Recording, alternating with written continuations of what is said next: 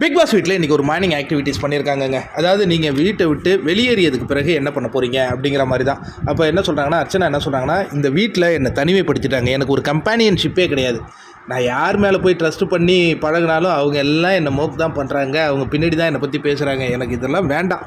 நான் வெளியில் போனதுக்கப்புறம் எங்கள் அப்பா அம்மா கூட நான் ஒரு வாரம் ஸ்பெண்ட் பண்ண போகிறேன். நான் லூஸு தாங்க, நான் பைத்தியம் தான், நான் எது வேணாலும் பண்ணுவேன். ஆனால் அவங்க என்னை விமர்சிக்கவே மாட்டுறாங்க.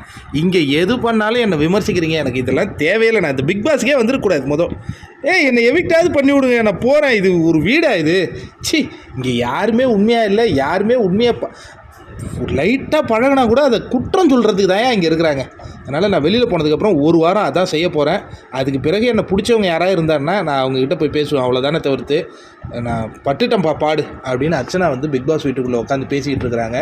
பட் வெளியில் நிலவரம் என்னவா இருக்குன்னா, அவங்க டைட்டில் வின்னை நோக்கி போயிட்டுருக்காங்க. அவங்களுக்கு பல ரசிகர்கள் இருக்காங்க அப்படிங்கிற தகவல் எதுவுமே அவங்களுக்கு தெரியாது போல இருக்குது. இல்லை தெரியாது, அதான் கையெல்லாம் தட்டுறாங்களே, எப்படி அவங்களுக்கு தெரில? அவங்க ஏதோ மைண்டு டிஸ்டர்பில் இருக்கிறாங்க பாவம்.